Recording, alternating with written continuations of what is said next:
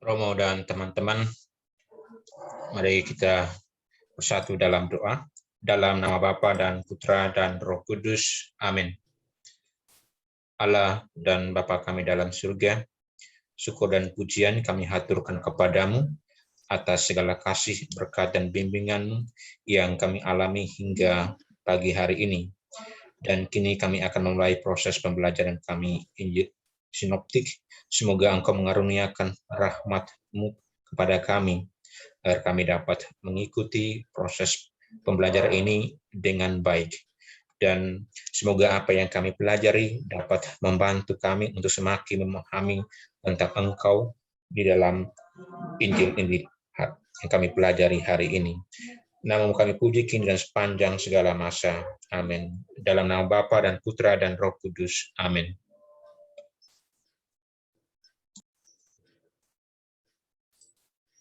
Terima kasih, Moses. Apakah yang lain mendengar doa Moses tadi? Tidak? Oh, bagus. Tidak apa-apa. Karena kalau Tuhan itu kan mengatakan kalau kamu berdoa, pergilah ke kamarmu, tutup pintumu, biar Tuhan yang mendengar. Saya juga tidak mendengar, tapi kita yakin doanya Moses ini baik untuk kita semua, untuk perkuliahan kita. Oke, terima kasih Moses. Kita akan menggunakan 2 jam pertemuan ini seperti kemarin untuk membahas bahan, dan kita masih akan melanjutkan apa yang sudah saya berikan di dalam PowerPoint, 2 PowerPoint kemarin ini. Maka itu yang akan kita gunakan dan tidak ada bahan baru. Ya, bahannya bisa diambil dari buku-buku Injil Sinoptik yang saya sediakan itu. Nah, kali lalu kita sudah mencermati salah satu peristiwa penting di awal kisah sengsara ini, yaitu peristiwa doa Yesus di Taman Getsemani, yang menunjukkan pilihan Yesus. Kalau di dalam Injil Sinoptik, terutama di dalam Injil Markus, adalah pilihan Yesus untuk memilih apa yang menjadi kehendak Allah. Tetapi bukan kehendakku, melainkan kehendakmu terjadilah. Dan apa yang akan dikisahkan kemudian adalah pelaksanaan dari apa yang sudah didoakan ini, yaitu kesiapsediaan Yesus untuk melakukan apa yang menjadi kehendak Allah itu, untuk meminum cawan yang memang sudah disediakan bagi dia. Nah, kita akan melihat dalam bagian ini, dalam pertemuan kita pagi hari ini, bagian Yesus yang dibawa ke pengadilan Mahkamah Agama, dan juga nanti ke pengadilan Pontius Pilatus, ke hadapan Pontius Pilatus. Situasi yang mengawali seluruh rangkaian peristiwa yang akan berpuncak pada peristiwa salib. Maka perlu kita lihat dulu di dalam bagian ini siapa sebetulnya Mahkamah Agama itu, sehingga Yesus harus dibawa ke Mahkamah Agama itu. Nah, Mahkamah Agama ini pasti adalah institusi yudikatif yang paling tinggi. Jadi ini institusi pengadilan yang paling tinggi di dalam tradisi Yahudi, di dalam tradisi Israel. Biasanya kalau ada suatu perkara hukum di suatu desa tertentu, maka para penatua di desa itu yang biasanya akan menjadi hakim untuk memutuskan perkara. Ya, maka orang yang bersalah akan dibawa ke pintu gerbang kota biasanya. Ingat peristiwa seperti dikisahkan di dalam Kisah Para Rasul, ketika Stefanus itu dituduh dia sudah bersalah, maka dia dibawa ke pintu gerbang kota. Di sana dia diadili, sampai pada akhirnya dia dirajam dengan batu. Ini kebiasaan umum. Ya, di daerah-daerah di mana ada kota, biasanya kota itu pasti berbenteng, dan di situ ada pintu gerbang. Maka orang-orang kalau dituduh sesuatu, ada suatu perkara yang memang harus diadili, orang itu akan dibawa ke pintu gerbang kota, diadili di situ. Nah, Yesus ini rupanya langsung dibawa ke Mahkamah Agama. Itu menunjukkan bahwa kasus Yesus itu bukan kasus sembarangan. Apalagi di awal bab 14 kita sudah mencermati apa yang dipikirkan oleh Mahkamah Agama. Mereka pun sadar kalau mereka itu melakukan sesuatu terhadap Yesus dengan keras, menangkap dan membunuh Yesus, mereka takut akan para pengikut Yesus yang banyak. Maka mereka ingin membunuh Yesus dengan tipu muslihat supaya tidak memunculkan suatu gejolak di antara masyarakat. Nah, ini ingin mereka hindari. Ya, karena menghadapi peristiwa Paskah, perayaan Paskah yang adalah perayaan besar di dalam tradisi Yahudi. Nah, Yesus dihadapkan ke Mahkamah Agama ini. Begitu dia ditangkap di Taman Getsemani, lalu dia dihadapkan ke Mahkamah Agama ini. Nah, Markus, kalau kita lihat sebentar PowerPoint yang saya sampaikan di sana, Markus itu mencatat dengan baik apa yang merupakan fakta kenyataan pada zaman itu. Siapa sebetulnya Mahkamah Agama ini?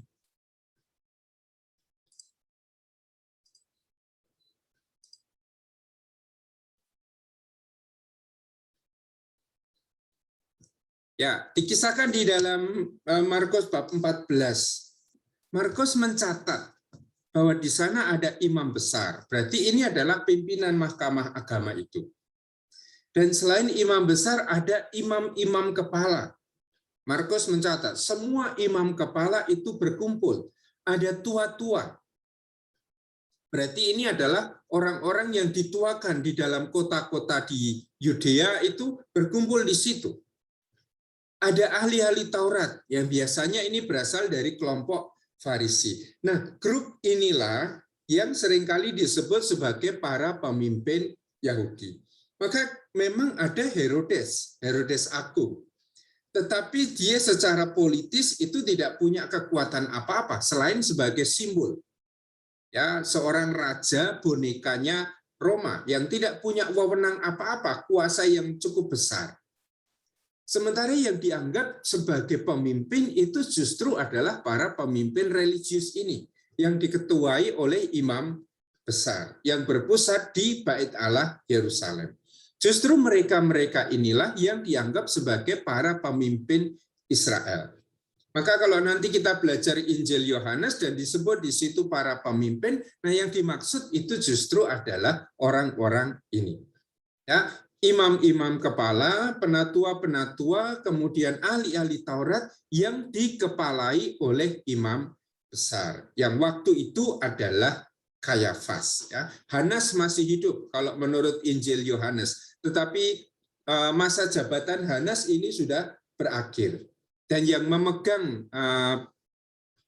kuasa sebagai imam besar pada saat Yesus diadili itu adalah Kayafas. Nah, apa yang dibuat di dalam persidangan di Mahkamah Agama ini pasti mencari kesaksian karena ada tuduhan. Ya, apa tuduhan terhadap Yesus itu sudah dinyatakan sedari awal. Entah melanggar hari Sabat, entah tidak mengikuti tradisi nenek moyang, entah karena dia tidak mengajarkan puasa, tetapi juga yang paling utama adalah tuduhan bahwa dia sudah menghujat Allah. Dan inilah yang kemudian dibawa ke hadapan Mahkamah Agama ini. Juga tuduhan bahwa dia menyatakan diri sebagai anak Allah, anak dari yang terpuji itu. Nah, maka nanti Imam Agung akan mengadili Yesus soal ini. Tetapi sebelum Imam Agung itu memberikan pertanyaan, interogasi pada Yesus, lalu di situ dikisahkan mereka mencari kesaksian terhadap Yesus. Supaya ia dapat dihukum mati, tetapi mereka tidak memperolehnya. Nah, ini dalam tradisi Yahudi, kalau ada suatu tuduhan, harus didukung oleh kesaksian, dan minimal 2 kesaksian yang sama. Kalau tidak ada 2 kesaksian yang sama, maka sebuah perkara itu tidak bisa diputuskan. Masalahnya apa? Di sini ada banyak kesaksian, tetapi kesaksian itu tidak bersesuaian satu sama lain. Maka kalaupun ada 1 juta kesaksian tentang peristiwa hidup Yesus, tetapi kalau tidak ada 2 kesaksian yang sama, Mahkamah Agama itu tidak bisa mengambil keputusan. Karena kesaksiannya berbeda-beda. Mungkin malah dikatakan di situ tidak bersesuaian. Banyak tuduhan palsu. Ya, tuduhannya sudah palsu, tetapi sekali lagi kesaksian yang ada itu saling berlawanan. Tidak ada yang mendukung satu sama lain. Dengan demikian sampai pada tahap ini perkara Yesus sebetulnya tidak bisa diputuskan. Nah, sekarang kita membaca teksnya dari Injil Markus bab 14 ayat 53 dan seterusnya. Kita baca utuh sampai ayat 65. Ada teman yang bersedia untuk membacakan? Silahkan. Dari ayat 53 sampai 65. Injil Markus 14.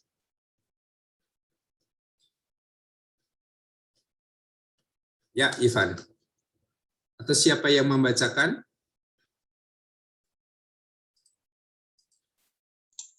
Ayat berapa, Romo? Moses sudah keluar suara?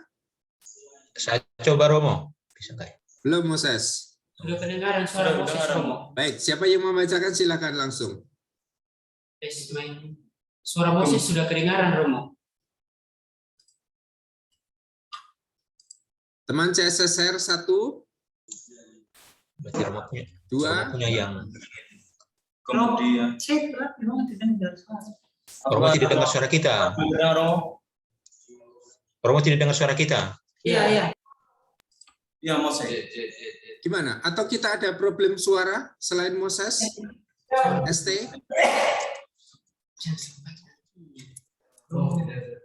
Apakah Romo mau mendengarkan suara kami? Iya. Romo nggak dengar. Jangan-jangan punya suara saya yang... Tidak, Romo. Romo punya suara. Problemnya di Romo punya. Ya. Romo yang salah. Punya saya yang...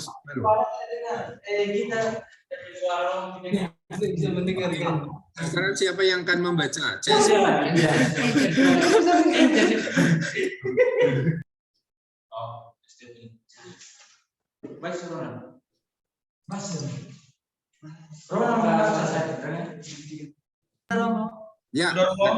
Ya, sudah beres. Yesus di hadapan Mahkamah Agama.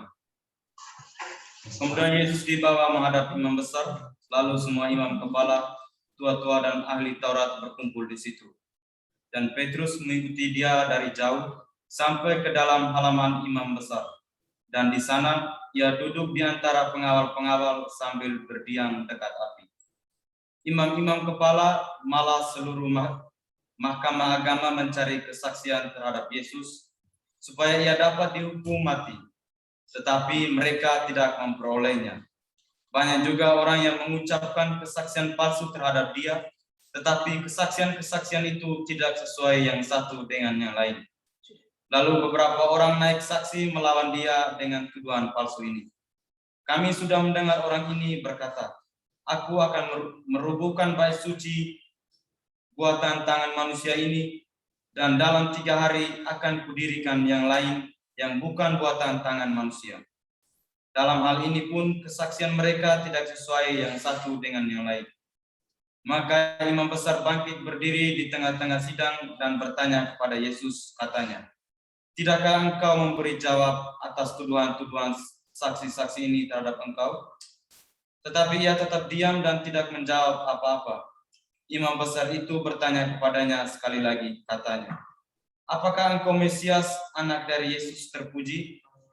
Jawab Yesus, "Akulah dia, dan kamu akan melihat Anak Manusia duduk di sebelah kanan Yang Maha Kuasa dan datang di tengah-tengah awan-awan di langit." Maka imam besar itu mengoyakkan pakaiannya dan berkata, "Untuk apa kita perlu saksi lagi? Kamu sudah mendengar hujatannya terhadap Allah. Bagaimana pendapat kamu?" Lalu dengan suara bulat mereka memutuskan bahwa dia harus dihukum mati. Lalu mulailah beberapa orang meludahi dia dan menutupi mukanya dan meninjunya sambil berkata kepadanya, "Hai Nabi, cobalah terka." malah para pengawal pun memukul dia. Oke, terima kasih. Ya, ini peristiwa yang tadi secara singkat saya tulis di dalam PowerPoint itu. Jadi ada sekian banyak tuduhan yang sebetulnya dialamatkan pada Yesus. Dan itu sudah kita lihat sejak awal, yaitu sejak peristiwa pengajaran pelayanan Yesus di Galilea. Sudah mulai muncul konflik. Ya, kalau kita ingat ada sekian banyak konflik di Galilea waktu itu. Ya, soal puasa, soal menyembuhkan orang pada hari Sabat, soal menghujat, soal apalagi itu, memetik bulir gandum pada hari Sabat dan seterusnya itu. Ini adalah konflik-konflik yang sudah mulai terbangun di Galilea. Yang sesudah peristiwa itu lalu dalam perjalanan kemudian dari Kaisaria Filipi menuju ke Yerusalem praktis tidak ada konflik. Ya, karena Yesus hanya mengajar murid-muridnya dalam perjalanan ini tentang siapa itu Sang Mesias, tentang apa syarat-syarat untuk mengikuti Sang Mesias. Nah, sesudah selesai ini masuk ke Yerusalem, maka mulai ada konflik lagi tentang kebangkitan. Ya, orang Saduki bertanya tentang kebangkitan. Orang-orang Herodian bertanya tentang boleh tidak membayar pajak kepada kaisar. Kemudian ada ahli-ahli Taurat yang kemudian juga bertanya, dari sekian banyak hukum di dalam Taurat, mana yang utama? Nah, berarti di dalam pengajaran di Yerusalem pun muncul banyak konflik. Nah, tuduhan-tuduhan inilah yang sekarang dibawa ke hadapan Mahkamah Agama. Tetapi yang paling utama dari sekian banyak tuduhan itu adalah bahwa Yesus dianggap sudah menghujat Allah. Dan itu tuduhan yang sudah berawal di pelayanan di Galilea, di depan. Dengan demikian tuduhan itu tidak muncul hanya sekarang ketika Yesus mengajar di Bait Allah. Tetapi tuduhan itu sudah berakar pada konflik-konflik yang sejak semula muncul di Galilea, yang kemudian ini dibawa terus.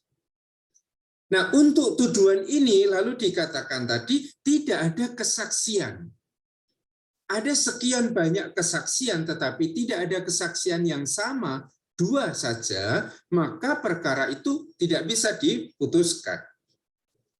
Ya, ditambah lagi orang mencari kesaksian lagi, tetapi justru kesaksian itu berlawanan satu sama lain.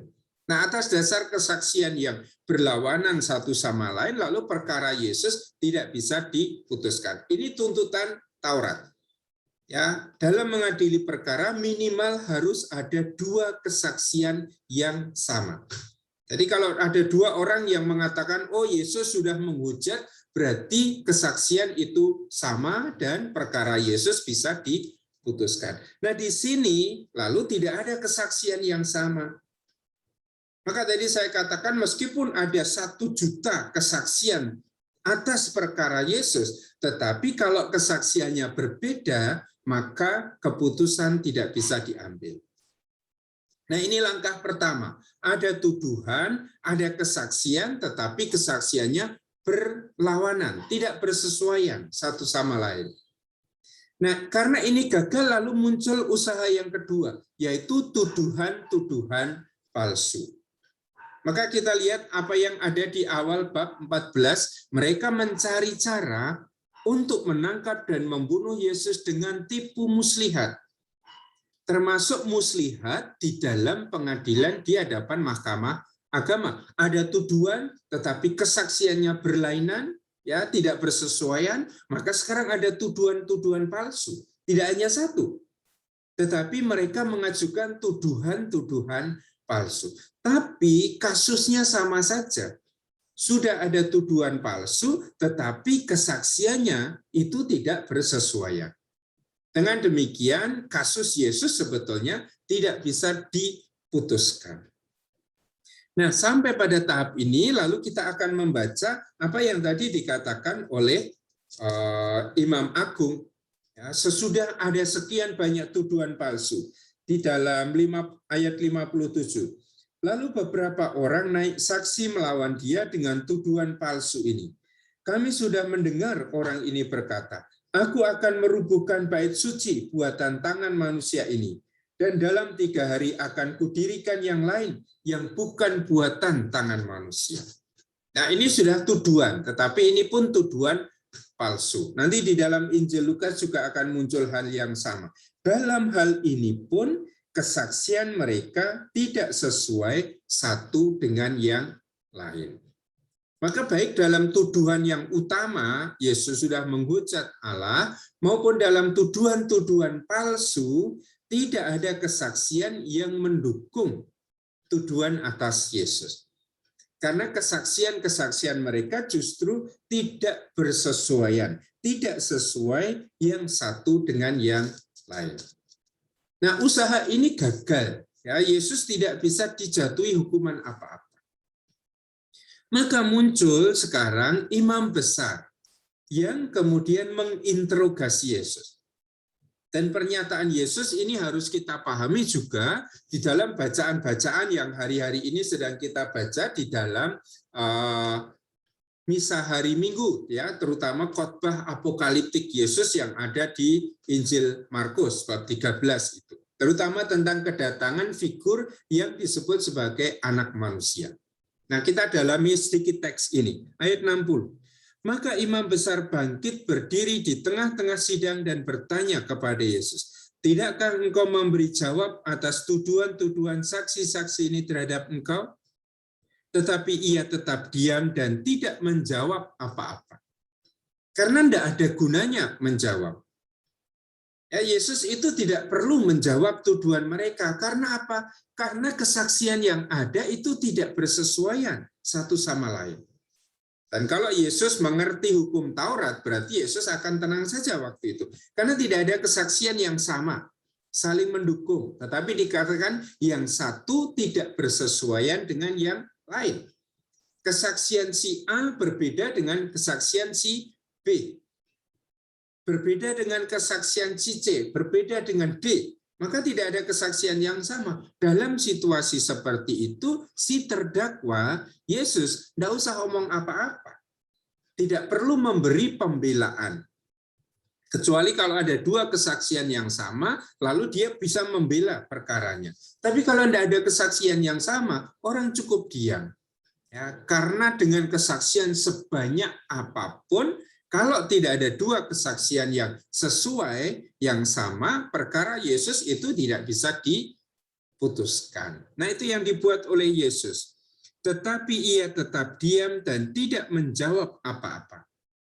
Imam besar itu bertanya kepadanya sekali lagi. Katanya, apakah engkau Mesias, anak dari yang terpuji? Nah, sekarang muncul tuduhan yang utama sebetulnya. Yesus itu dibawa ke hadapan Imam Agung dengan tuduhan apa? Oh, dia menyatakan diri sebagai Mesias, anak yang terpuji.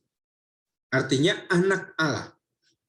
Kalau dia menyatakan diri sebagai anak Allah, berarti tuduhan yang di depan bahwa dia sudah menghujat Allah itu tuduhan yang betul.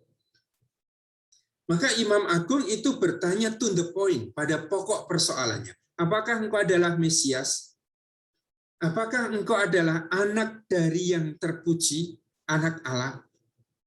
Nah, kalau kita sejenak ingat judul Injil Markus, ya masih ingat judul Injil Markus, inilah permulaan Injil tentang Yesus Kristus, anak Allah. Maka dua gelar yang utama yang disematkan pada Yesus di dalam Injil Markus adalah bahwa Yesus adalah Kristus, Mesias, anak Allah. Yesus sudah bertanya, menurut orang, kata orang, siapakah aku ini? Yesus sudah bertanya kepada Petrus dan teman-temannya, menurut kamu, apa katamu? Siapakah aku ini? Dan Petrus sudah sampai pada kesimpulan bahwa engkau adalah Mesias dari Allah. Hal yang sama sekarang ditanyakan oleh Imam Agung ini, bukan kepada orang-orang, bukan kepada para murid tentang siapa Yesus, tetapi Imam Agung ini bertanya kepada Yesus, siapakah engkau? Apakah engkau Mesias, anak dari yang terpuji? Apakah engkau Kristus? Apakah engkau adalah anak Allah? Nah, sekarang tiba saat yang paling inti di dalam seluruh peristiwa di dalam Injil Markus. Pengajaran Yesus ketika dia menjawab pertanyaan Imam Agung, akulah dia. Berarti secara eksplisit Yesus mengatakan, akulah Mesias. Akulah yang diurapi oleh Allah. Akulah anak dari yang terpuji, dan kamu akan melihat anak manusia duduk di sebelah kanan yang maha kuasa dan datang di tengah-tengah awan-awan di langit. Nah, ungkapan tentang anak manusia ini yang kemarin di hari Minggu kita dengarkan. Anak manusia itu akan datang dari dalam awan-awan itu. Dia diberi kemuliaan dan kekuasaan. Nah, dalam tradisi kemudian anak manusia ini digambarkan sebagai sosok eskatologis pada akhir zaman yang akan datang, ya, yang akan menandai datangnya zaman keselamatan. Yang kemarin kita lihat di dalam kitab Yesaya bab 40 atau juga kitab Yesaya 60 atau kitab Yesaya 35 tentang datangnya zaman keselamatan itu. Nah, yang dibayangkan adalah anak manusia yang akan datang. Figur yang dibayangkan di dalam kitab Daniel sebagai sosok ilahi yang mempunyai kekuasaan, yang mempunyai juga kemuliaan yang akan datang. Nah, sekarang ketika Yesus ditanya, apakah engkau Mesias? Yesus mengatakan, akulah dia. Ketika dia ditanya, apakah engkau anak dari yang terpuji? Yesus mengatakan, akulah dia. Yesus tidak menyangkal. Karena memang itu yang dia hayati. Ya, Yesus sendiri sudah mengatakan, aku diurapi oleh Roh Allah. Kalau kita mengikuti Injil Lukas, Roh Allah ada padaku. Ia mengurapi aku untuk memberitakan Injil. Ya, berarti orang yang diurapi dengan Roh Allah itu adalah Mesias, Kristus. Karena kata Masia atau kata Kristos itu artinya yang diurapi. Sehingga dalam seluruh peristiwa hidupnya, Yesus memang membawakan diri sebagai orang yang diurapi oleh Allah dengan Roh Kudus-Nya untuk memberitakan Injil, untuk memberitakan pembebasan bagi tawanan, ya, untuk memberitakan kabar baik, ya, orang lumpuh itu kemudian berjalan, orang tuli itu mendengar, orang buta melihat, orang mati bangkit lagi, seperti dinubuatkan di Yesaya 35. Sehingga kalau di dalam Injil Matius, Yohanes yang ada di dalam penjara itu mendengar pekerjaan-pekerjaan Kristus, nah apa yang dikerjakan oleh Kristus itulah yang dinubuatkan di Yesaya 35. Sehingga sekarang ketika Yesus ditanya, apakah engkau Mesias? Yesus mengatakan secara tegas, akulah dia. Apakah engkau anak dari yang terpuji, anak Allah? Akulah dia. Dan Yesus mengambil gambaran yang ada di dalam kitab Daniel. Coba kalau kita lihat catatan kaki di situ, ya, Markus bab 14 ayat 62 itu diambil dari kitab Daniel bab 7 ayat 13. Dan nanti kalau kita belajar kristologi pasti kitab Daniel 7 ini akan kita ambil lagi sebagai dasar pemahaman tentang anak manusia yang berkuasa, yang mulia, yang akan datang. Nah, Yesus secara eksplisit menjawab itu. Kamu akan melihat anak manusia duduk di sebelah kanan yang maha kuasa dan datang di tengah-tengah awan-awan di langit. Dengan demikian, bagi orang-orang Yahudi, Yesus itu sudah menyatakan diri sebagai anak Allah. Anak dari Dia yang terpuji, berarti menghujat Allah. Dalam paham monoteisme Yahudi pada waktu itu. Maka apa yang dibuat imam besar? Ayat 63. Maka imam besar itu mengoyakkan pakaiannya. Lihat ayat 64 dan seterusnya itu diambil dari Imamat 24 ayat 16. Artinya orang Yahudi kalau mendengar seseorang itu menghujat Allah, dia akan merobek pakaiannya, mengoyakkan pakaiannya.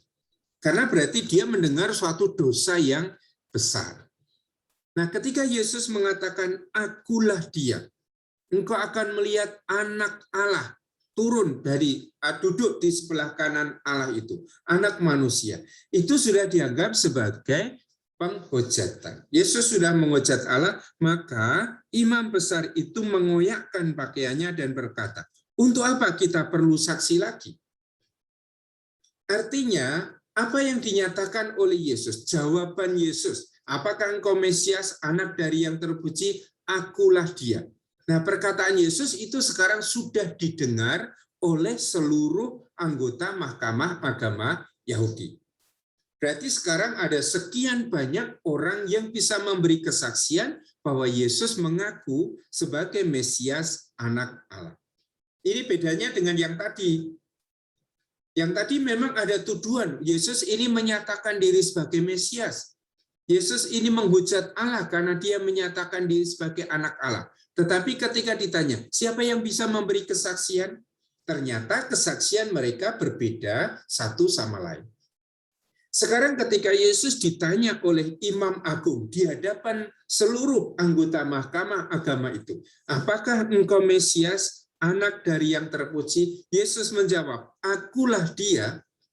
Maka ada sekian banyak orang anggota Mahkamah Agama itu yang mendengarkan kata-kata Yesus itu. Nah, karena mereka mendengar kata-kata Yesus dari mulut Yesus sendiri, mereka bisa memberi kesaksian. Yesus menyatakan diri sebagai anak Allah. Kalau demikian dia menghujat. Nah, ini yang menjadi dasar kata-kata dari Imam Agung. Untuk apa kita perlu saksi lagi? Kamu sudah mendengar hujatnya terhadap Allah. Bagaimana pendapatmu? Ya, jadi Imam Agung bertanya kepada anggota-anggota Mahkamah Agama itu, kalian sudah mendengar hujat yang diucapkan oleh Yesus. Bagaimana pendapatmu? Lalu dengan suara bulat mereka memutuskan bahwa dia harus dihukum mati. Nah, sekarang Mahkamah Agama punya dasar untuk menghukum Yesus dengan hukuman mati. Karena ada sekian banyak orang yang bisa memberi kesaksian bahwa Yesus itu menghujat Allah. Tidak perlu dicari saksi lain lagi. Karena di situ sudah ada sekian banyak anggota Mahkamah Agama, imam-imam kepala, ahli-ahli Taurat, para penatua yang mendengar pernyataan Yesus. Dan ketika ditanya bagaimana pendapatmu, mereka dengan suara bulat memutuskan bahwa dia harus dihukum mati. Lalu mulailah beberapa orang meludahi dia, menutupi mukanya dan meninjunya sambil berkata kepadanya, "Hai Nabi, cobalah terka." Maka para pengawal pun memukul dia. Nah, ini peristiwa yang terjadi di hadapan Mahkamah Agama. Yesus diinterogasi, dalam tahap pertama ada sekian banyak kesaksian, tapi tidak ada kesaksian yang bersesuaian satu sama lain. Maka perkara Yesus tidak bisa diputuskan. Lalu Imam Agung mulai menginterogasi Yesus dengan pertanyaan kunci yang sebetulnya merupakan tuduhan terhadap Yesus. Apakah engkau adalah Mesias, anak Allah yang terpuji, atau anak yang dari dia yang terpuji? Maka Yesus mengatakan, akulah dia. Dengan demikian, semua orang di dalam Mahkamah Agama bisa memberi kesaksian yang sama, bahwa Yesus ini sudah menyatakan diri sebagai anak Allah. Dengan demikian dia menghujat. Dan dalam tradisi Yahudi, dalam tata hukum Yahudi, semua orang yang menghujat Allah harus dihukum dengan hukuman mati. Nah, hukuman matinya apa dalam tradisi Yahudi? Tidak ada cara lain selain dirajam, dilempari dengan batu. Semestinya Mahkamah Agama melakukan itu. Mereka harus melempari Yesus dengan batu. Bahkan ya, dalam tradisi Yahudi, siapa orang yang harus melemparkan batu kepada orang itu adalah saksi-saksi yang memberi kesaksian. Misalnya, ya, teman CSSR 1 ini menuduh Ivan ini sudah menghujat Allah. Ini tuduhan. Lalu dalam pengadilan itu diminta, siapa bisa memberi kesaksian? Moses. Moses mendengar Ivan itu sudah menghujat Allah. Saya mendengar Ivan itu sudah menghujat Allah. Maka dari dua kesaksian, kesaksian Moses dan kesaksian saya, Ivan itu dihukum dengan hukuman mati, dirajam. Siapa yang pertama kali harus merajam? Yang pertama kali harus melemparkan batu pada Ivan adalah Moses dan saya. Karena kami yang memberi kesaksian. Nah, mestinya ya imam-imam kepala, ahli-ahli Taurat, para penatua yang memberi kesaksian waktu itu, merekalah yang harus pertama kali melemparkan batu pada Yesus. Tetapi akan kita lihat hal itu tidak mereka lakukan.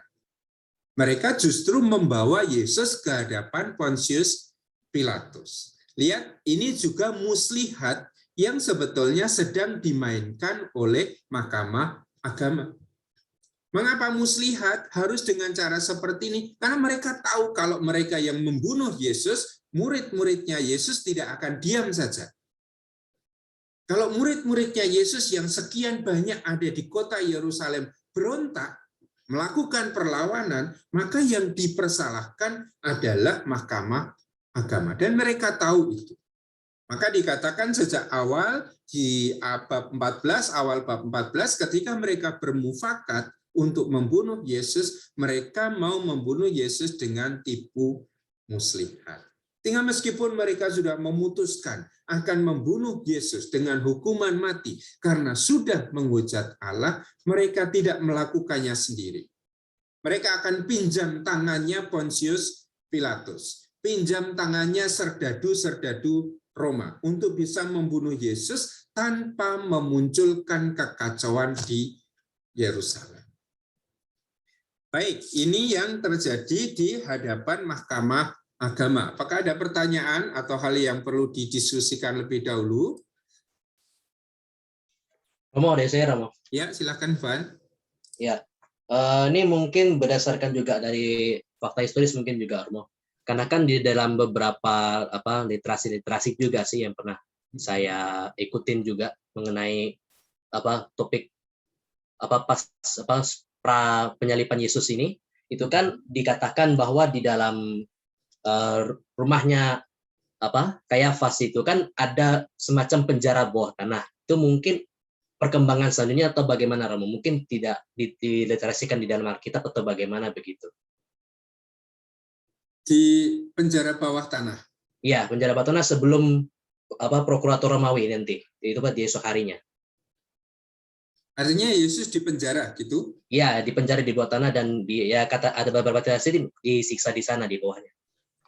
Ya, di dalam sumber-sumber yang kanonik memang tidak ada informasi itu. Tetapi bahwa di sekitar Bait Allah itu ada tempat untuk memenjarakan itu, memang iya.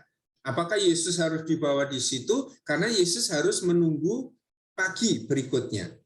Ya, karena persidangan Romawi tidak pernah dilakukan pada malam hari, tetapi selalu pada pagi hari. Maka kalau Yesus ditangkap malam dan diadili di situ, ya setelah ditangkap di Taman Getsemani, memang Yesus harus menunggu sampai pagi hari. Yang diceritakan Yesus didera, Yesus dicambuk itu memang tidak pada persidangan ini, tetapi nanti pada persidangan Pilatus. Orang-orang yang ada di Mahkamah Agama ini pasti menghindari untuk melakukan sesuatu kekerasan terhadap Yesus.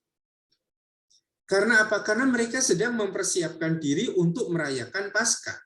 Siapa tahu mereka ini imam-imam besar loh ini. Ya, para penatua, para pemimpin. Kalau misalnya mereka melakukan kekerasan pada Yesus, katakanlah melempar Yesus dengan batu, terpercik darah Yesus, maka mereka tidak sah untuk bisa melakukan perayaan Paskah. Sehingga sangat bisa dimengerti bahwa imam-imam kepala ini lalu tidak mengambil batu untuk melemparkannya pada Yesus. Tidak hanya soal mereka takut menimbulkan ketidakpuasan di antara orang banyak, tetapi mereka sendiri sedang mempersiapkan diri untuk merayakan Paskah. Jangan sampai mereka gagal untuk merayakan Paskah hanya gara-gara peristiwa Yesus. Tetapi di dalam teks-teks yang lain memang diceritakan di dalam sekitar Bait Allah itu ada penjara. Apalagi di situ ada benteng Antonia, itu adalah istananya Pilatus. Ya, maka itu tidak jauh dari tembok bait Allah. Dan pasti karena Pilatus itu juga seorang pemimpin militer, pasti di situ juga ada penjaranya. Itu yang dibuat oleh bukan dibuat, tapi dialami oleh Paulus. Ya, ketika Paulus juga berkhotbah di bait Allah, kemudian dia ditangkap dan kemudian dibawa ke benteng Antonia. Maka memang ada, tetapi dalam sumber-sumber kanonik tidak dikisahkan bahwa Yesus disiksa oleh pengadilan agama Yahudi. Baru nanti di pengadilan Pilatus. Itu Ivan? Ya. Ada yang lain? Ada, Romo. Ya, silakan. Saya mau bertanya bertolak dari ayat 63. Di situ ada kata memoyakan. Kalau yang saya ketahui, dalam perjanjian lama, kata memoyakan itu kan ada tanda bahwa adanya penyesalan. Nah, kalau tadi sudah disampaikan oleh Romo bahwa kata memoyakan itu menunjukkan ada dosa yang besar yang dilakukan oleh imam besar tadi itu. Nah, saya mencoba menganalisis bahwa dalam kasus ini, kata penyesalan disampaikan oleh imam besar itu menunjukkan bahwa mereka itu sudah meyakini bahwa Yesus itu Mesias itu ada, atau Mesias itu sudah hadir. Tetapi dalam tradisi Yahudi, mereka kan tidak meyakini bahwa Mesias itu datang. Bahkan sampai saat ini kan mereka tidak meyakini Mesias itu datang. Nah, dalam kasus ini bagaimana, Romo? Dengan sesuai, kalau kita coba bandingkan dengan tradisi itu. Iya. Ya, yang di situ kan pertanyaannya tidak hanya apakah engkau adalah Mesias, tetapi apakah engkau adalah Mesias, anak dari yang terpuji? Ya, dalam tradisi mereka pada waktu itu Mesias itu tidak langsung dikaitkan dengan anak Allah. Karena yang dibayangkan Mesias itu adalah anak keturunan Daud. Maka dikatakan Mesias itu anak Daud. Tetapi kemudian pertanyaan Imam Agung adalah, apakah engkau Mesias, anak dari yang terpuji? Nah, anak dari yang terpuji itu maksudnya adalah anak Allah. Apakah engkau anak Allah? Yesus mengatakan, akulah dia. Nah, ini yang disebut hujat. Ya, Yesus sudah menyatakan diri sebagai anak Allah, Yesus menyamakan dirinya dengan Allah. Apalagi Yesus mengutip kitab Daniel yang bicara tentang anak manusia yang duduk di sebelah kanan Allah. Nah, anak manusia di dalam kitab Daniel itu sudah sosok atau figur yang dianggap ilahi, duduk di sebelah kanan Allah. Maka pernyataan-pernyataan Yesus ini sudah menjadikan mereka itu berkeyakinan kamu sudah menghujat Allah. Ya, kamu sudah mengatakan bahwa engkau adalah anak dari yang terpuji, anak manusia yang duduk di sebelah kanan Allah. Nah, hujat itu adalah dosa besar. Yang kalau diikuti di situ Imamat 24 ayat 16, hukumannya itu jelas. Ya, kita ambil misalnya Imamat 24 ayat 16.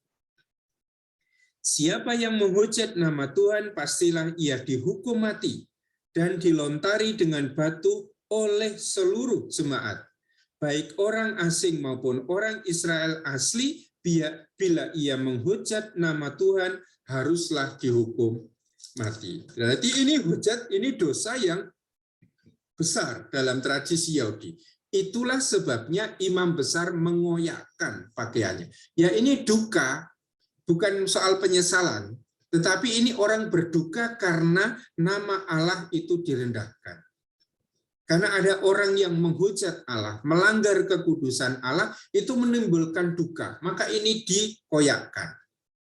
Ya, kalau dalam peristiwa Daud, ya Daud ditegur oleh Nathan, Daud kemudian mengoyakkan pakaiannya sebagai tanda pertobatan. Tetapi dalam hal ini bukan pertobatan, bukan penyesalan, tetapi kesedihan, duka bahwa dia mendengar hujat terhadap Allah. Apakah itu yang dimaksudkan?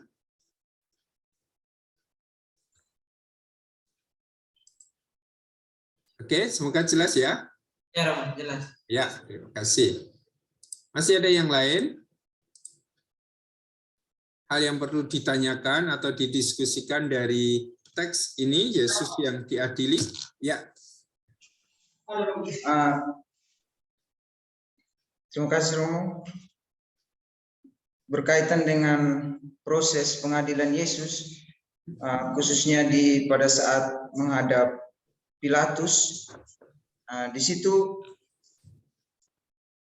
ada bagian yang menjelaskan bahwa Pilatus mengatakan bahwa tidak ditemukan kesalahan dari Yesus, tetapi karena desakan massa, kemudian beberapa ayat yang berbunyi bahwa jika engkau tidak menyalibkan dia, maka engkau bukanlah sahabat Kaisar. Di situ Pilatus sendiri mungkin dilema. Tetapi di satu sisi dapat dipahami bahwa sebenarnya Yesus pada saat itu tidak disalibkan, atau dengan kata lain bahwa Yesus bisa selamat. Tetapi pada akhirnya juga Yesus tetap disalibkan. Nah, yang menjadi pertanyaannya apakah sikap yang diambil oleh Pilatus pada saat itu menjadi bagian dari perencanaan yang sudah direncanakan itu mengenai membunuh Yesus. Itu yang pertama. Kemudian yang kedua mungkin sedikit melenceng dari materi hari ini, tetapi yang membuat saya penasaran bahwa berkaitan dengan eskatologis, Romo. Nah, kebetulan kemarin hari Minggu itu bacaan Injilnya dari Markus pada ayat terakhir itu menjelaskan berbunyi bahwa tidak ada yang tahu mengenai kedatangan akhir zaman itu, sekalipun anak. Nah, anak yang dimaksud itu kan Yesus sendiri juga. Tetapi di Injil Yohanes, bab 10 ayat 14 dan bab 17 ayat 21 itu ditegaskan oleh Yesus bahwa aku di dalam Bapa dan Bapa di dalam aku. Nah, menjadi pertanyaannya, paham kesatuan yang lebih jelas itu seperti apa, Romo? Karena di situ dapat dilihat bahwa ada satu bagian yang Yesus tidak tahu begitu, padahal dia sudah menegaskan bahwa aku di dalam Bapa dan Bapa di dalam aku. Apakah itu hanya sebuah ketidaktahuan Yesus mengenai akhir zaman, itu bagian dari kemanusiaannya Yesus? Terima kasih, Romo. Ya, oke. Tentang Pilatus kita tunda sebentar ya. Dalam bagian kedua kita akan bicara soal itu, ya. Bahwa Pilatus itu tidak menemukan kesalahan apapun. Ini sesudah nanti selesai sidang di Mahkamah Agama, lalu Yesus akan dibawa ke Pilatus. Sekarang kita lihat yang kedua, pokok persoalan tentang eskatologi. Yesus mengatakan tentang hari dan saatnya tidak seorang pun tahu. Ya, Yesus hanya mewartakan bahwa apa yang dinubuatkan misalnya di dalam kitab Daniel, ya, anak manusia yang akan datang. Dan kedatangannya itu akan ditandai dengan apa? Kemarin dikatakan matahari itu akan menjadi gelap atau akan bintang-bintang akan jatuh, kemudian bulan-bulan itu akan kehilangan cahayanya. Kuasa-kuasa langit akan runtuh. Ini sudah dikatakan oleh Yesus di Injil Markus bab 13. Kalau kita baca Injil Markus bab 13 itu judulnya di situ adalah khotbah tentang akhir zaman. Dan itu yang kita baca di dalam Injil kemarin. Para murid lalu bertanya, "Tuhan, kapan hal itu akan terjadi? Kapan anak manusia itu akan datang?" Yesus mengatakan tentang hari dan saatnya tidak seorang pun tahu. Anak tidak tahu, malaikat tidak tahu, hanya Bapa yang tahu. Nah, pertanyaannya tadi adalah, bukankah Yesus itu bersatu dengan Bapa? Aku dan Bapa adalah satu. Nah, di sinilah kita perlu memahami Injil Yohanes itu sudah jauh berkembang daripada Injil Markus. Termasuk dalam memahami kesatuan antara Yesus dengan Allah, antara anak dengan Bapa. Injil Markus pasti belum memahami seperti Injil Yohanes, aku dan Bapa adalah satu. Minggu yang lalu sangat saya tekankan, kesatuan Yesus dengan Bapa ini adalah kesatuan soal kehendaknya. Bukan kehendakku, tetapi kehendakmu terjadilah. Maka Yesus ada dalam kesatuan yang erat dengan Bapa bukan karena dia dilahirkan dari Allah. Bukan karena dia dikandung dari Roh Kudus, tetapi karena Yesus menyatukan kehendaknya itu dengan kehendak Bapa. Bukan kehendakku, tapi kehendakmu terjadilah. Nah, hal ini diperkembangkan dalam tradisi Kristiani sesudahnya. Sampai pada Injil Yohanes kita mempunyai ungkapan aku dan Bapa adalah satu. Ya, tetapi ini tidak bisa kita gunakan begitu saja untuk membaca Injil Markus yang sudah ditulis paling tidak itu 30 tahun sebelum Injil Yohanes. Sehingga kalau kita mengikuti Injil Markus dan Injil-Injil sinoptik, juga surat Paulus selalu dikatakan hal yang sama. Tentang hari dan saatnya tidak seorang pun tahu. Artinya itu menjadi rahasia Allah.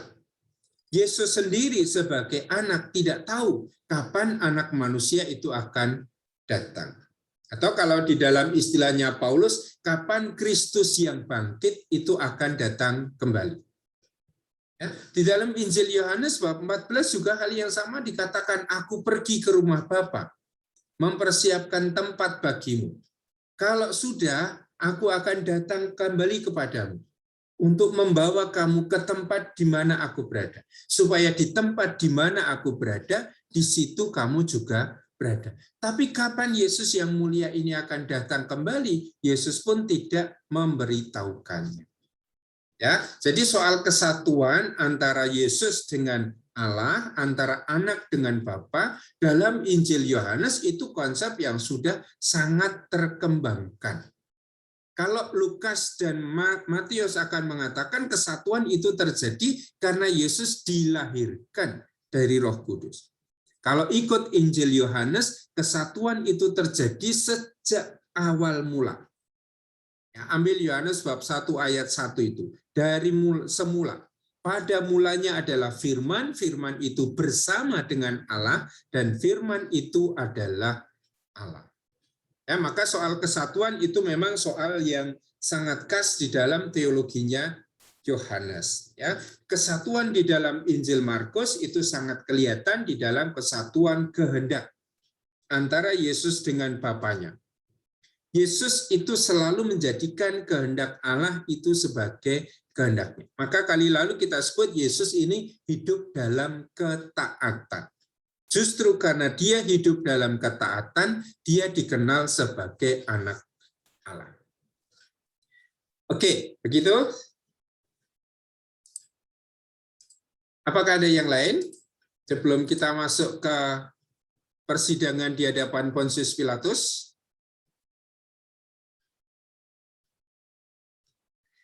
Baik, sekarang kita lihat hal yang tadi sudah mulai saya katakan.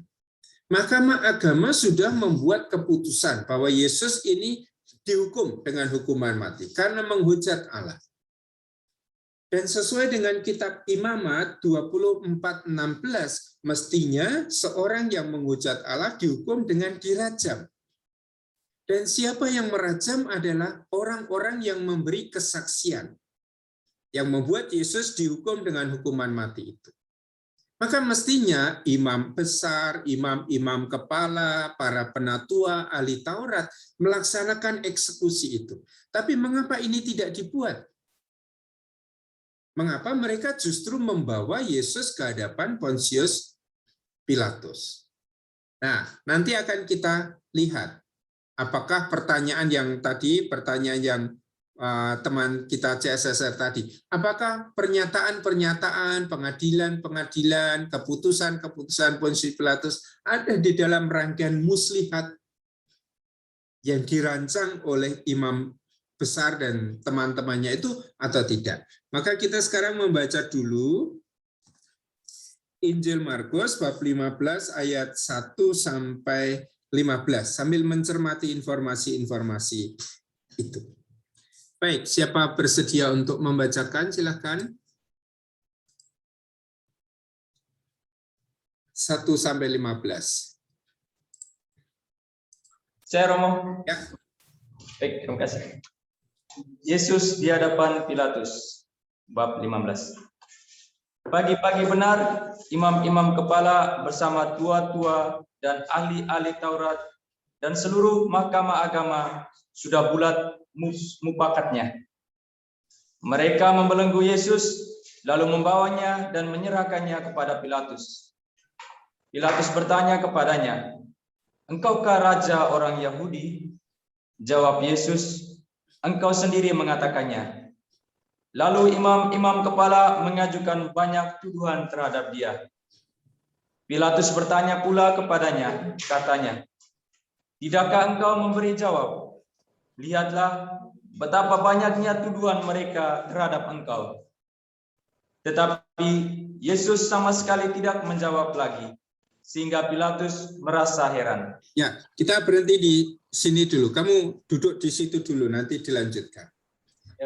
Sekarang lihat, apa pertanyaan Pontius Pilatus pada Yesus? Ya. Engkaukah raja? Engkaukah raja orang Yahudi? Padahal pertanyaan si Imam Agung kepada Yesus adalah, Mesias. apakah engkau Mesias, anak dari yang terpuji? Maka Imam Agung mengatakan, Yesus ini, apakah engkau adalah Mesias? Sementara Pilatus mengatakan, apakah engkau adalah raja orang Yahudi? Ada kaitannya tidak Mesias dengan raja orang Yahudi? Ada. Ada. Apa kaitannya? Mesias yang dipahami orang waktu itu adalah anak keturunan Daud. Nah, Mesias yang dipahami di dalam tradisi Yahudi pada waktu itu ya, salah satunya memahami Yesus Mesias itu adalah raja keturunan Daud. Ya kan? Maka Mesias itu adalah raja.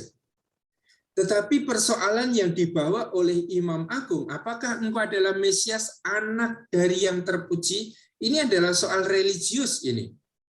Apakah engkau adalah anak Allah? Tetapi soal yang diangkat oleh Pontius Pilatus adalah soal politik. Apakah engkau raja orang Yahudi? Bisa memahami perbedaannya? Ya, kalau imam-imam besar, imam-imam kepala mahkamah agama Yahudi itu menuduh Yesus menyatakan diri sebagai Mesias, anak Allah. Berarti tuduhannya adalah tuduhan religius. Engkau menghujat Allah. Tetapi kalau Pilatus mengatakan, apakah engkau raja orang Yahudi? Berarti pertanyaan Pilatus ini adalah pertanyaan politis. Ingat ya, Pontius Pilatus itu bukan seorang pemimpin agama. Pontius Pilatus itu gubernur, ya, pemimpin pasukan. Maka soal yang ditanyakan oleh Pontius Pilatus pasti bukan soal religius, tapi soal politis.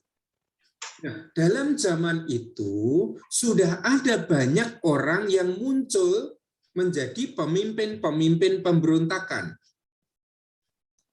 Nah, mereka ini supaya menarik banyak orang untuk mengikuti dia, menjadi pendukungnya untuk memberontak, menyatakan diri juga sebagai Mesias. Ya, karena di dalam benak orang Yahudi, Mesias itu adalah orang yang akan memimpin bangsa Yahudi melawan pemerintah Romawi. Maka ada sekian banyak orang pada zaman Yesus yang muncul mengaku diri sebagai Mesias. Dan apa yang dibuat oleh Pontius Pilatus? Ya, mereka yang mengaku diri sebagai Mesias, memimpin pemberontakan itu langsung dibunuh oleh Pontius Pilatus. Maka sebetulnya Pontius Pilatus itu sudah membunuh sekian banyak orang yang mengaku diri sebagai Mesias. Karena dalam pikirannya Pontius Pilatus, Mesias ini adalah raja orang Yahudi. Berarti ini ancaman bagi Roma. Maka ada yang namanya Teudas, yang muncul juga di dalam Injil. Teudas itu punya 400 pengikut, memberontak melawan Roma, menyatakan diri sebagai Mesias, tetapi langsung dibunuh oleh Pilatus. Dan ini kelompoknya ini hancur. Nah, maka sudah ada sekian banyak Mesias yang dibunuh oleh Pontius Pilatus. Sekarang pemimpin-pemimpin agama Yahudi membawa Yesus ke hadapan Pontius Pilatus.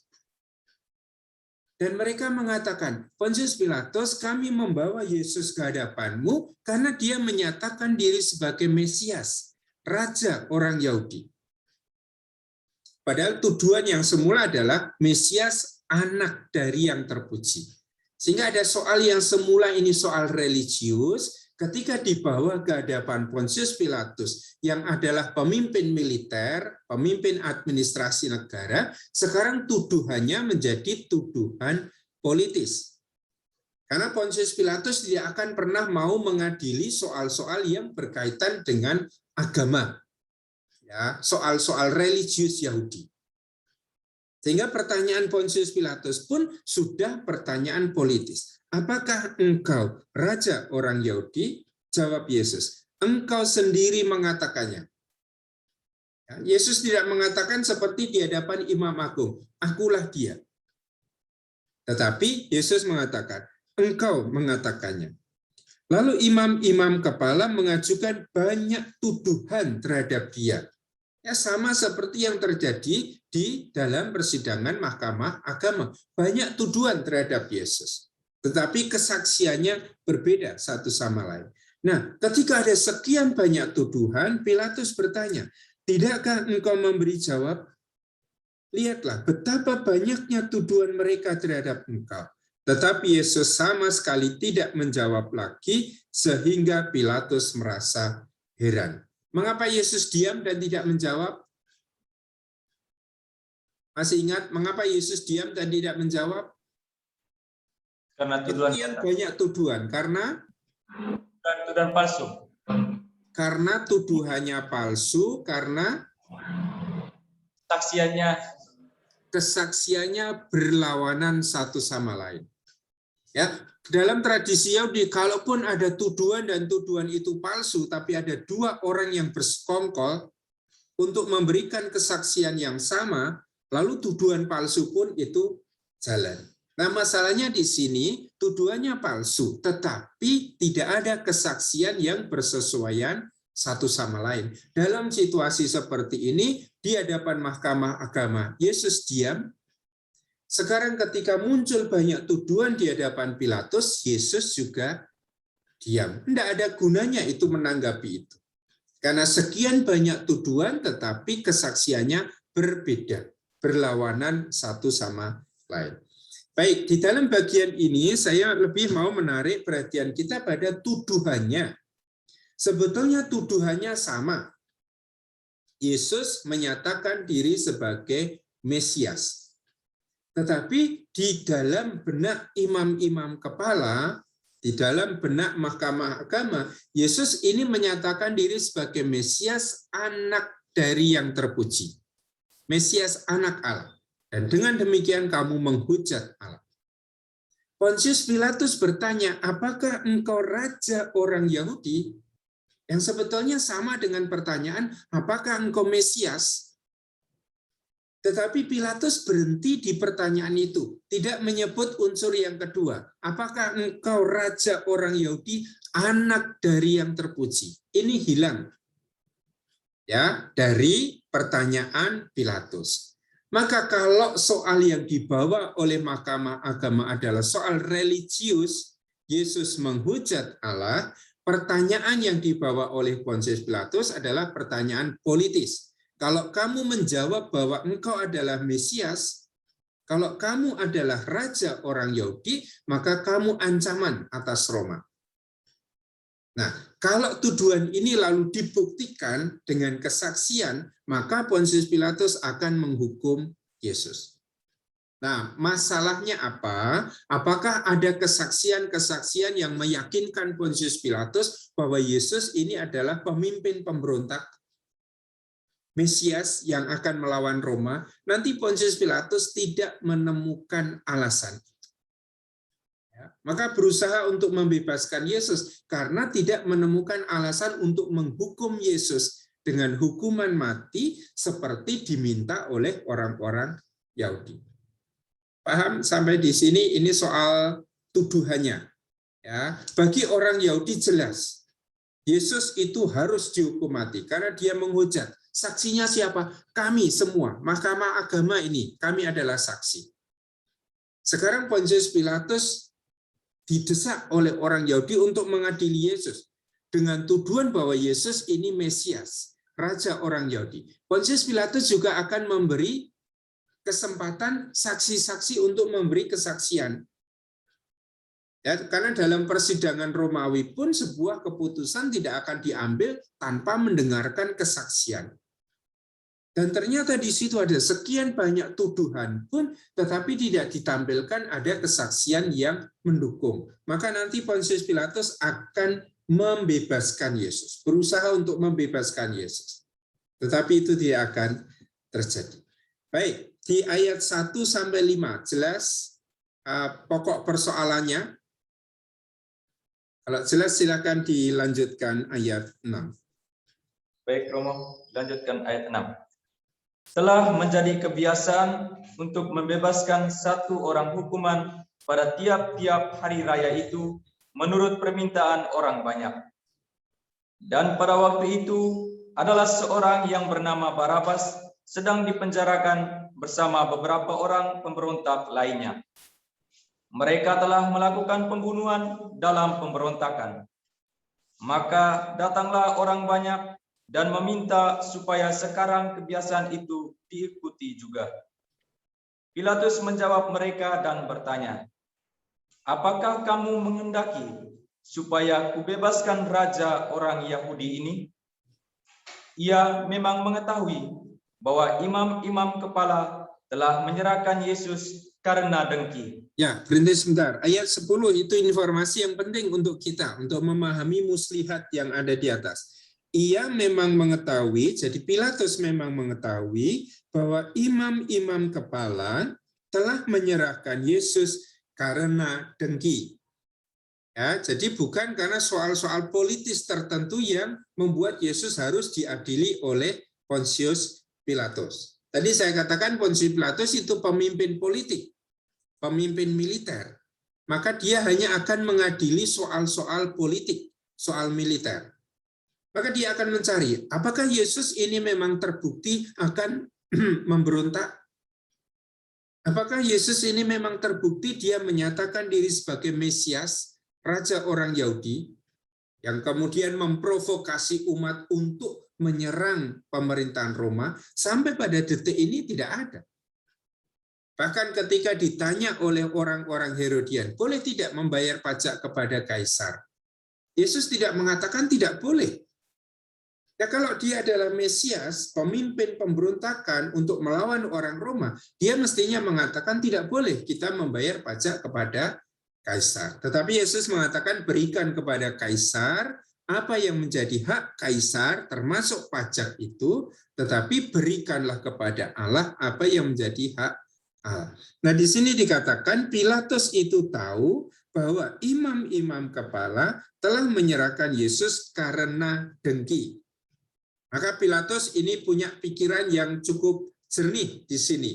Ya, dia melihat motivasi orang-orang itu membawa Yesus bukan karena suatu kesalahan politik tertentu, tetapi karena kedengkian. Lanjut ayat 11. Baik, ayat 11. Tetapi imam-imam kepala menghasut orang banyak untuk meminta supaya Barabaslah yang dibebaskannya bagi mereka. Pilatus sekali lagi menjawab dan bertanya kepada mereka, "Jika begitu, apakah yang harus kuperbuat dengan orang yang kamu sebut raja orang Yahudi ini?" Maka mereka berteriak lagi katanya, "Salibkan dia." Lalu Pilatus berkata kepada mereka, "Tetapi kejahatan apakah yang telah dilakukannya?" Namun mereka makin keras berteriak, "Salibkan dia." Dan oleh karena Pilatus ingin memuaskan hati orang banyak itu, ia membebaskan Barabas bagi mereka. Tetapi Yesus disesahnya, lalu diserahkannya untuk disalibkan. Ya, kita lihat ayat 12. Pilatus sekali lagi menjawab dan bertanya kepada mereka, "Jika begitu, apakah yang harus kuperbuat dengan orang yang kamu sebut raja orang Yahudi ini?" Jadi, apa dasar Pontius Pilatus untuk bertanya kepada Yesus? apakah engkaukah raja orang Yahudi?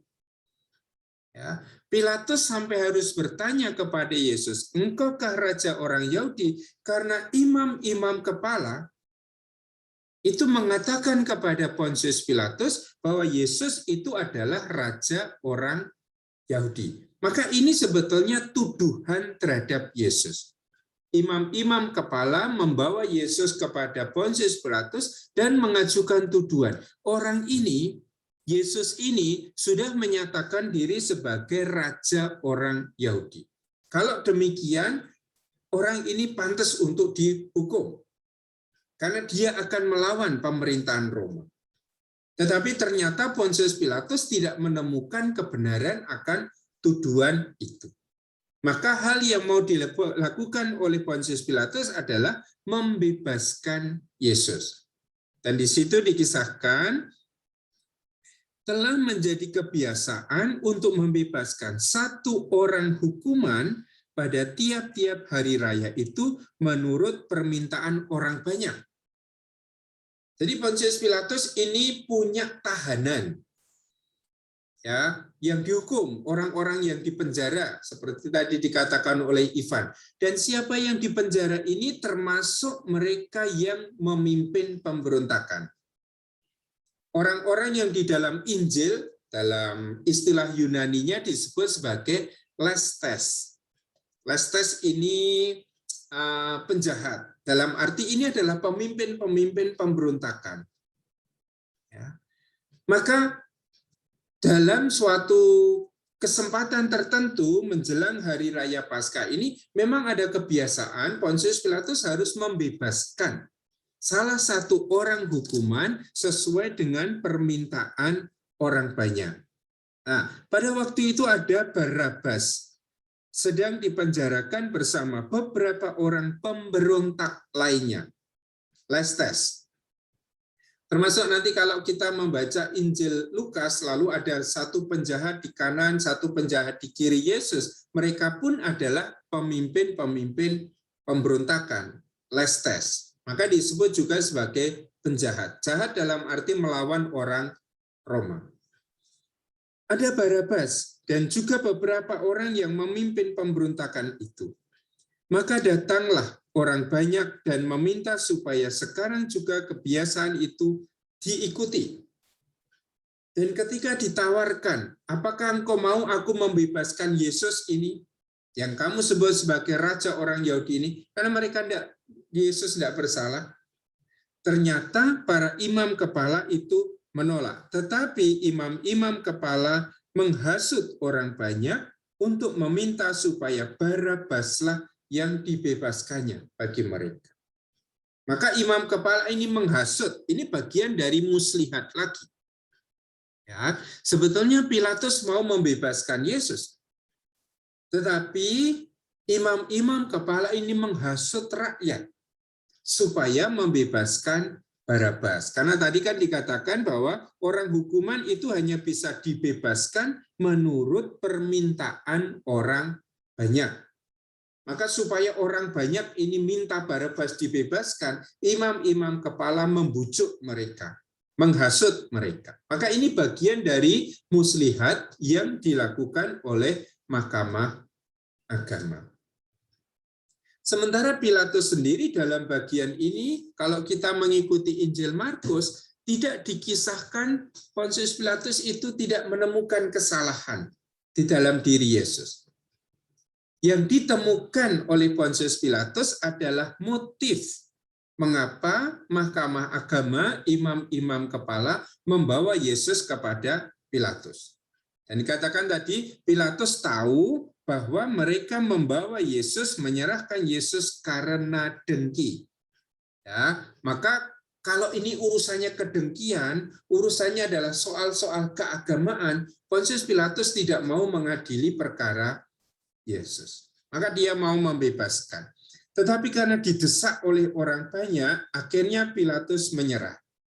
Ayat 15.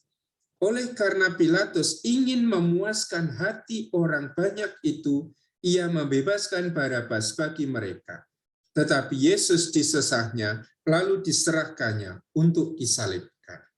Ini Markus. Nah, kemudian teks Markus ini akan diolah lagi oleh Matius, diolah lagi oleh Lukas. Matius cukup setia mengikuti Markus. Tetapi Lukas itu sudah menambahkan bagian-bagian khas Lukas. Nah, bagian khasnya Lukas apa? Pilatus tidak menemukan kesalahan apapun di dalam diri Yesus. Ya, hal yang sama yang juga akan diangkat oleh Injil Yohanes. Maka berkali-kali Pontius Pilatus itu berusaha untuk membebaskan Yesus karena tidak menemukan kesalahan apapun di dalam diri Yesus. Tetapi pada akhirnya Pontius Pilatus itu menyerah. Kalau di dalam Injil Lukas, di dalam Injil Sinoptik, Pontius Pilatus menyerah pada apa? Pada desakan rakyat. Maka dia menyesah Yesus, menyerahkan Yesus untuk disalibkan hanya untuk memuaskan hati orang banyak. Nah, di dalam Injil Yohanes itu ceritanya akan lain. Pontius Pilatus menyerahkan Yesus karena dia sekarang dibenturkan dengan kaisar. Ya. Orang-orang Yahudi mengatakan, kalau kamu tidak menghukum Yesus, kamu bukan sahabatnya kaisar. Dikatakan Pilatus bukan sahabatnya kaisar, itu artinya Pilatus melawan kaisar. Ya, Pilatus mau menentang kaisar. Nah, Pilatus tidak mau kehilangan jabatan politiknya ini. Maka akhirnya dia pun menyerahkan Yesus untuk disalibkan. Nah, bagian yang kedua ini, kalau kita ikut Injil Markus, lalu memang kita menemukan kisah yang tidak sedetail yang ada di dalam Injil Lukas maupun Injil Yohanes. Tetapi yang selalu ditampakkan di dalam Injil Lukas, Injil Yohanes adalah Yesus ini tidak bersalah. Dalam pengadilan di hadapan Pontius Pilatus menginterogasi Yesus. Bahkan kalau di dalam Injil Yohanes itu Pilatus harus keluar masuk ruang sidang. Yesus ada di ruang sidang diinterogasi oleh Pilatus. Kemudian Pilatus harus keluar dari ruang sidang itu untuk bercakap-cakap, berbicara dengan orang Yahudi. Lalu Pilatus masuk lagi. Dan ini berulang kali, terus terjadi. Dan dalam proses interogasi ini, Pilatus tidak menemukan kesalahan dalam diri Yesus. Sehingga Pontius Pilatus sebetulnya tidak mempunyai dasar untuk menjatuhi Yesus dengan hukuman mati. Tetapi apa yang dibuat oleh imam-imam kepala tadi, mereka memprovokasi rakyat. Mereka menghasut rakyat supaya minta Barabas itu yang dibebaskan, sementara Yesus itu harus disalibkan. Oke, ini sampai di sidang di hadapan Pontius Pilatus. Jelas atau ada sesuatu yang masih harus didalami lebih lanjut? Ya, silakan. Baik Romo, terima kasih Romo. Saya ingin bertanya Romo, ini kan sebenarnya menarik tentang kisah Barabas dan beberapa pemberontak lainnya. Mereka dipenjarakan dulu Romo. Sedangkan Yesus yang mungkin dianggap sebagai pemberontak gitu malah cepat sekali kisahnya berlangsung. Ketika malam hari ditangkap, lalu pagi harinya sudah dihadapkan seperti itu. Nah, sebenarnya ada nggak sih Romo waktu itu peluangnya bahwa Yesus juga dipenjarakan sama dengan pemberontak lainnya, dengan Barabas dan juga beberapa orang pemberontak lainnya. Lalu misalnya itu ada kemungkinan, lalu mengapa itu tidak terjadi? Apakah murni karena ada faktor desakan dari orang banyak seperti itu? Apakah ketika misalnya Barabas itu kasusnya itu tidak menimbulkan kegelisahan atau permasalahan sosial yang terjadi sehingga dapat diundur dulu kasusnya seperti itu, Romo? Iya, kalau Barabas dan para pemberontak lainnya ini kasus yang langsung ditangani oleh Pilatus. Ya, jadi kasus yang langsung ditangani oleh pemerintah Roma. Maka pasti murni soalnya adalah soal politik, soal pemberontakan itu. Sementara kasusnya Yesus, apakah orang Roma menemukan tanda-tanda bahwa Yesus ini memimpin pemberontakan? Tidak, maka dikatakan Pilatus tidak menemukan kesalahan apapun pada diri Yesus. Sehingga Pilatus itu tidak punya wewenang untuk memenjarakan Yesus. Apalagi membunuh Yesus. Memenjarakan Yesus saja Pilatus merasa, saya tidak menemukan kesalahan apapun dalam diri orang ini. Itulah alasannya Pilatus berusaha untuk selalu membebaskan Yesus. Maka kalau sekarang Pilatus ini menyerahkan Yesus untuk disesah dan disalibkan, bukan karena Pilatus menemukan kesalahan dalam diri Yesus. Bukan karena Pilatus itu yakin bahwa tuduhan orang Yahudi, Yesus sudah menyatakan diri sebagai Mesias, anak Allah, ini benar. Tetapi motivasi Pilatus hanya untuk memuaskan hati orang banyak itu. Lihat juga, Pontius Pilatus itu pasti juga takut pada orang-orang Yahudi yang sekian banyak di Yerusalem. Coba kalau dia dalam situasi seperti itu, tidak bisa menjaga stabilitas kota Yerusalem, apa yang akan terjadi? Dia akan dicopotkan dari kedudukannya sebagai gubernur itu. Dan itu juga yang memotivasi Pilatus kalau menurut Injil Yohanes untuk menyerahkan Yesus untuk disalibkan. Dia selalu berulang-ulang, aku tidak menemukan kesalahan apapun dalam diri orang ini. Berusaha selalu untuk membebaskan Yesus. Tetapi ketika orang mengatakan, kalau kamu tidak menghukum dia, berarti kamu bukan sahabatnya Kaisar. Nah, dalam situasi nanti daripada saya dibenturkan dengan Kaisar, saya kehilangan jabatan saya, maka Pontius Pilatus ini kemudian menyerahkan Yesus. Ya, fakta bahwa Pontius Pilatus itu membunuh banyak orang yang menyatakan diri sebagai Mesias, itu menunjukkan bahwa Pontius Pilatus itu sebetulnya sangat takut kehilangan kedudukannya. Apalagi jabatan gubernur di Syria, Yudea, ini jabatan untuk loncat ke jabatan yang lebih tinggi. Ya, panglima-panglima yang datang ke Yudea, ke Syria itu biasanya lalu mendapat posisi yang lebih tinggi dalam pemerintahan Roma. Sehingga kalau Pontius Pilatus itu tidak memenjarakan Yesus seperti memenjarakan Barabas, pasti karena Pontius Pilatus tidak menemukan kesalahan di dalam diri Yesus yang membuat Yesus harus dipenjarakan sebagai pemberontak. Maka kalau dia itu akhirnya membebaskan Barabas, menyerahkan Yesus untuk disesah dan disalibkan, motivasinya adalah untuk memuaskan hati orang banyak. Ada kemungkinan tidak Yesus dipenjarakan? Ada, kalau terbukti bahwa Yesus memang adalah pemberontak, seperti Barabas dan teman-temannya. Baik Romo, lalu misalnya kita membandingkan dengan Yohanes, Romo, itu kok orang banyak malah menjadikan tadi seperti Romo bilang ada kalau kamu nggak mengadili orang itu, menjatuhkan hukuman mati, kamu melawan Kaisar. Kok sepertinya dihubungkan juga dengan politik Romawi, Romo, ya? Iya. Ya, kalau di dalam Injil Yohanes, ketika Yesus sudah disesal, Yesus diberi mahkota duri, Yesus diberi jubah ungu, lalu Yesus ditampilkan di hadapan orang banyak itu, di hadapan para pemimpin juga itu. Dan Pontius Pilatus mengatakan kan, ecce homo, lihat orang ini, lihat rajamu ini. Dan orang banyak, imam-imam kepala itu lalu mengatakan, kami tidak mempunyai raja selain Kaisar. Lihat di sini, hanya untuk membunuh Yesus, imam-imam kepala itu sudah menyangkal iman mereka, bahwa satu-satunya raja kita adalah Yahweh. Nah, imam-imam kepala sudah mengatakan, kami tidak mempunyai raja selain Kaisar. Maka kalau kamu tidak membunuh orang ini, tidak menghukum Yesus, berarti kamu bukan sahabatnya Kaisar. Padahal kami ini sahabatnya Kaisar, karena Kaisar itu adalah raja kami. Nah, ini pasti berkaitan dengan situasi politik Romawi itu juga. Ya. Pontius Pilatus itu dipaksa oleh para pemimpin Yahudi untuk menjatuhkan hukuman mati kepada Yesus.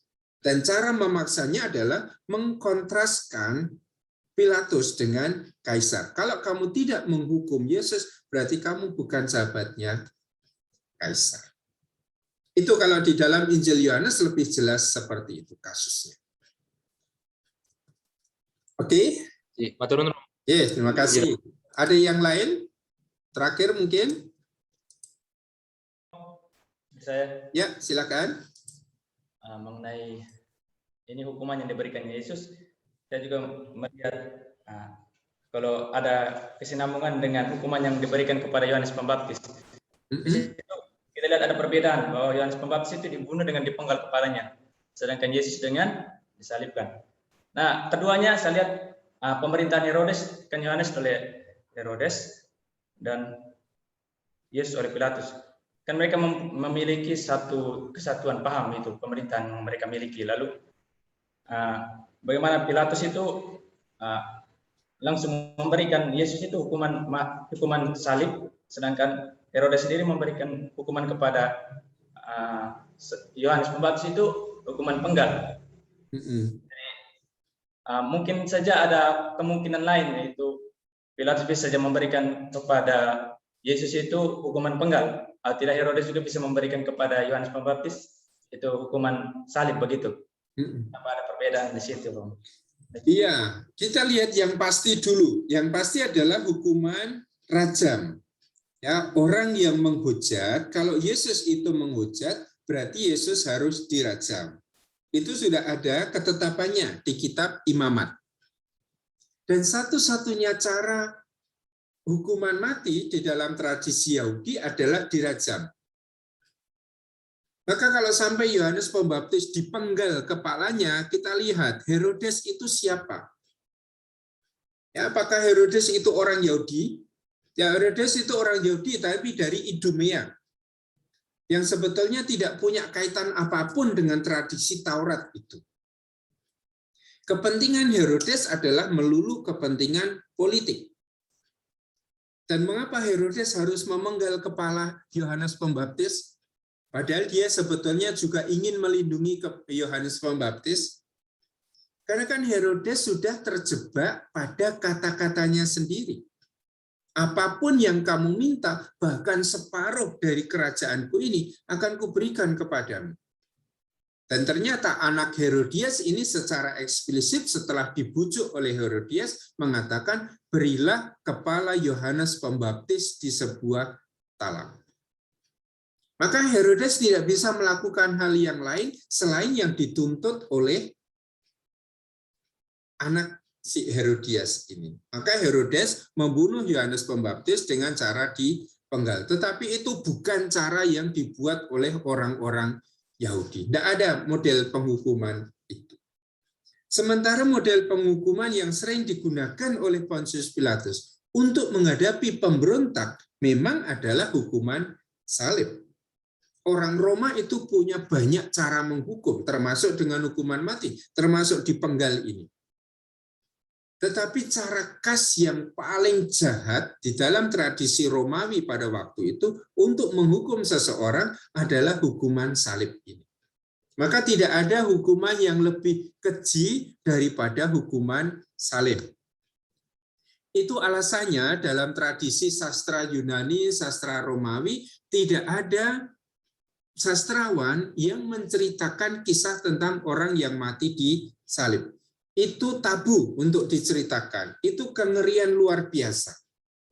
Tetapi justru hukuman inilah yang selalu diterapkan bagi orang-orang yang memberontak. Pemberontak-pemberontak besar. Untuk apa? Untuk dipertontonkan. Karena kalau orang disalibkan berarti orang tubuhnya diletakkan di tiang. Dan selalu di atas kepala orang itu ditampilkan tuduhannya. Seperti di dalam kasus Yesus, ya, Yesus orang Nazaret, raja orang Yahudi. Oh, Yesus mati seperti itu karena mengaku sendiri sebagai raja orang Yahudi. Maka kalau orang lihat, membaca itu, lalu, oh jangan sampai saya mati dengan cara seperti itu. Kalau saya tidak mau mati seperti itu, saya tidak mau mengaku seperti Yesus, raja orang Yahudi. Maka ini penghukuman yang memang biasa digunakan oleh Pontius Pilatus ketika menghukum seorang yang mengaku diri sebagai Mesias. Sehingga hukuman yang pertama, rajam, itu jelas karena sudah ditetapkan di dalam kitab Imamat. Hukuman salib untuk pemberontak itu biasa dilakukan oleh pemerintahan Roma. Sementara hukuman penggal kepala seperti dialami oleh Yohanes Pembaptis itu khas perbuatan Herodes di sini. Dalam kasus ini ya, Ya, pasti raja-raja lain di luar raja-raja Israel punya kebiasaan ini juga.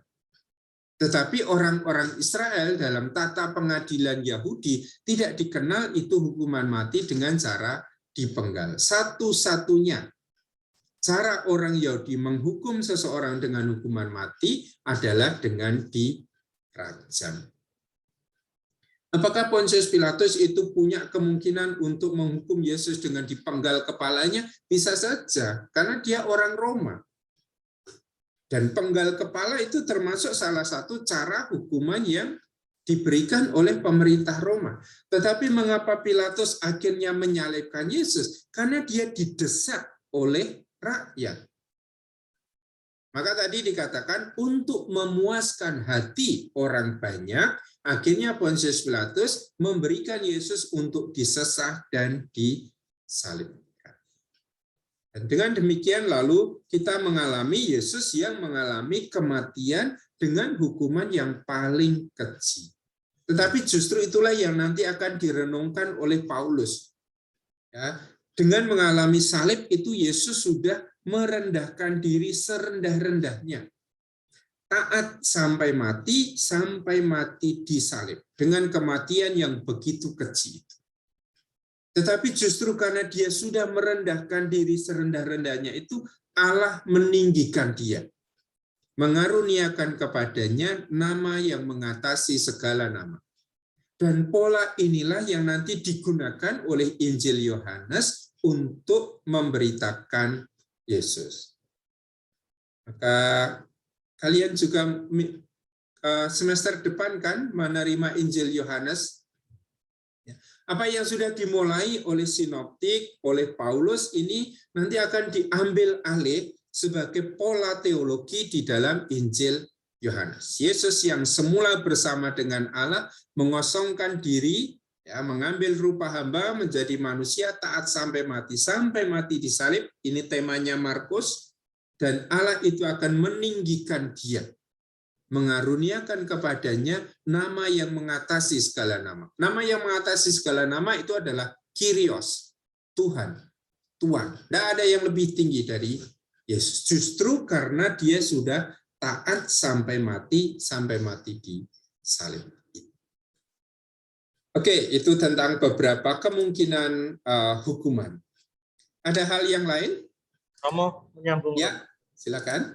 Bukankah dalam hukuman Romawi, hukuman penggal itu kan dilakukan sebagai apa ya, orang yang melakukan kejahatan tetapi kebangsaan Roma atau mungkin dekat dengan pemerintahan. Contoh Paulus, Romo. Paulus itu kan dipenggal karena kan dalam kasus Paulus dia naik banding, dan yang bisa naik banding seperti itu kan dia memiliki hak kewarganegaraan seperti itu, Romo. Maka apakah ini salah satu kasus Yesus ini sebagai Yesus kan orang lain di luar Romawi gitu, apakah ini yang istilahnya dilakukan Pilatus untuk Yesus ini, Romo? Enggak. Kalau orang Romawi itu boleh dipenggal kepalanya, ya seperti Paulus, berarti orang bukan Romawi seperti Yesus boleh dipenggal kepalanya atau tidak? Boleh tidak? Harusnya boleh ya. Harusnya boleh. Kalau orang Romawi saja boleh, apalagi orang-orang di bawah Romawi yang sedang dijajah oleh Romawi. Ya. Nah, sekarang justru di situ yang terbalik. Orang-orang Romawi sama sekali tidak boleh disalibkan. Disesah pun tidak boleh. Maka ketika Paulus itu disesah di penjara, dia protes, saya orang Romawi. Ya, maka kemudian dia dibebaskan. Kepala penjara itu minta maaf pada Pilatus karena sudah menyesah Pilatus. Ya, orang Romawi itu tidak boleh disesah. Tidak boleh juga nanti disalibkan. Maka kalau Yesus itu boleh disalibkan justru karena dia bukan orang Romawi. Ya, tetapi kalau orang berkewarganegaraan Romawi memang tidak boleh dihukum dengan hukuman salib. Itu penjelasannya, ya. Baik, Romo, terima kasih. Ya, terima kasih. Baik, teman-teman, kalau tidak ada hal yang perlu dijelaskan lagi, silakan menggunakan waktu untuk mempelajari bahan dari buku yang saya sediakan itu, bagian dari pengadilan di hadapan Pontius Pilatus. Atau kalau ada komentar, ada tulisan lain sekitar pengadilan di hadapan Pontius Pilatus, silakan dipelajari untuk bagian ini. Jadi minggu depan kita masih akan bertemu untuk berbicara tentang penyaliban Yesus sampai pada kematiannya. Ya, dan pertemuan terakhir kita gunakan untuk bicara tentang kebangkitan Yesus bagian itu. Oke, terima kasih untuk pertemuan kita pagi hari ini. Selamat melanjutkan dengan belajar dan membaca bahan masing-masing. Kita akhiri dengan tanda kemenangan Kristus. Dalam nama Bapa dan Putra dan Roh Kudus. Amin. Terima kasih. Sampai jumpa minggu depan. Terima kasih, Romo. Terima kasih.